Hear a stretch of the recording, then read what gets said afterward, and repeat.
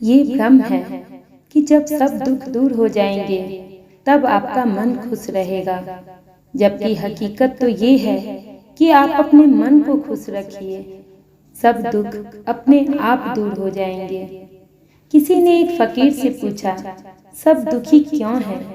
फकीर ने मुस्कुरा कर कहा, खुशियाँ तो सबकी झोली में है, पर एक की खुशी दूसरे का गम बन जाता है। एक बार एक भिखारी एक किसान के घर पहुंचा। उसने जोर से आवाज लगाई, लेकिन अंदर से कोई रिस्पॉन्स नहीं मिल रहा था। उसने खिड़की से अंदर झांक कर देखा। उसने देखा कि किसान अभी घर के भीतर पहुंचा ही है कि उसके बच्चे उससे जोर से लिपट गए। उसकी बीवी उसके लिए पानी लाई। सभी खुश थे। अब भिखारी ने सोचा, उन लोगों को क्या परेशान करना, और वह वापस जाने लगा। रास्ते में वह सोच रहा था, एक मेरी जिंदगी है, कितने दुख और कितनी परेशानियां हैं मेरे जीवन में, और एक इस किसान को देखो कितना खुश है, किसी बात की कोई फिक्र ही नहीं।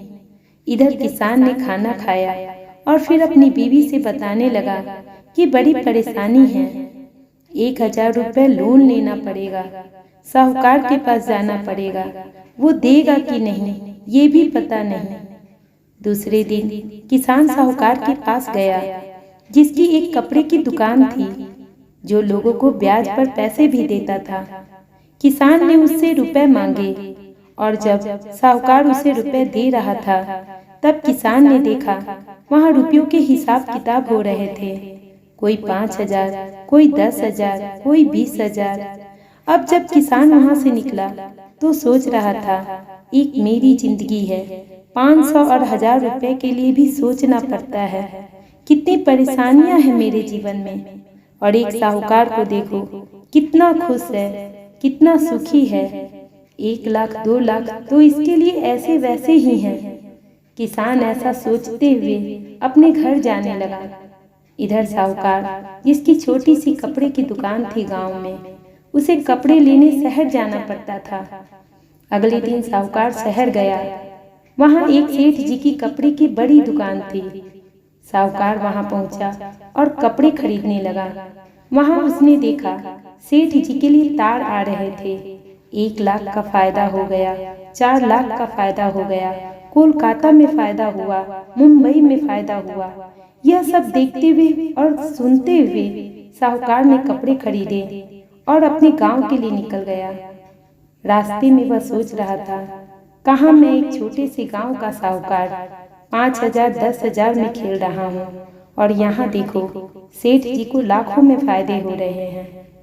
इधर साहूकार के जाने के बाद सेठ जी के पास एक तार आया, जिसमें उन्हें 10 लाख का घाटा हो गया था। सेठ जी बहुत परेशान हो गए, पर उन्हें राय बहादुर साहब की पार्टी में भी जाना था, जिनके यहाँ पार्टी में बड़े बड़े अधिकारी आने वाले थे। सेठ जी उदास और बेमन से पार्टी में जाते हैं। वहाँ पार्टी की रौनक देखकर सेठ जी दंग रह गए। वहाँ बड़े बड़े सेठ आए हुए थे, बड़े बड़े अधिकारी आए हुए थे। सेठ जी को किसी तरह ही वहाँ बैठने को जगह मिली। पार्टी खत्म होने पर सेठ जी गाड़ी में बैठकर घर आने लगे और रास्ते में सोचने लगे कि कहाँ मैं अपने आप को कपड़े की दुकान खोलकर सेठ माने बैठा हूँ। सबसे ज्यादा सुखी तो राय बहादुर है, इनके यहाँ बड़े बड़े अफसर आते हैं, जलवा तो इनका है।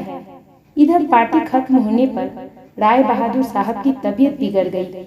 डॉक्टर आए, उनके नौकर उनकी सेवा करने लगे। दरअसल पार्टी कैसी होगी, सब अच्छे से हो पाएगा कि नहीं, इसकी चिंता राय बहादुर साहब को कितने दिनों से लगी थी। कुछ घंटों के बाद जब उन्हें आराम महसूस हुआ, तो वो अपने कमरे की खिड़की से बाहर सड़क की तरफ देखने लगे। उन्होंने देखा एक भिखारी, जिसके हाथ में एक डंडा है, और वो बड़ी ही मस्ती में गाना गाते हुए जा रहा था। अब राय बहादुर साहब सोचने लगे, एक मेरी जिंदगी है, कितनी परेशानी और कितनी चिंता है मेरे जीवन में। बड़े बड़े अधिकारियों की गुलामी करनी पड़ती है, और एक इस भिखारी को देखो, जिसके पास कोई चिंता ही नहीं, न घाटे की न फायदे की, कितना सुखी है ये। दोस्तों, ये वही भिखारी था जो किसान को खुशकिस्मत समझ रहा था और अपनी किस्मत को कोस रहा था। हम अपनी जिंदगी में भी अपने आप को कोसते रहते हैं। आखिर इस दुनिया में सुखी कौन है, खुश कौन है? सच पूछे तो कोई नहीं जानता, सिवाय उसके जिसके पास खुशी है, धैर्य है। खुशियाँ पैसों पर नहीं, परिस्थितियों पर निर्भर करती है। एक बच्चा गुब्बारा बेचकर खुश हो जाता है, तो दूसरा उसे खरीद कर और तीसरा उसे फोड़ कर। फर्क इस बात पर नहीं पड़ता कि आपके पास 100 रुपए हैं, 1000 हैं, लाखों हैं या करोड़ों हैं। फर्क तो इस बात का पड़ता है कि आप खुश कितने हैं, क्योंकि पैसों से खुशियाँ खरीदी नहीं जा सकती।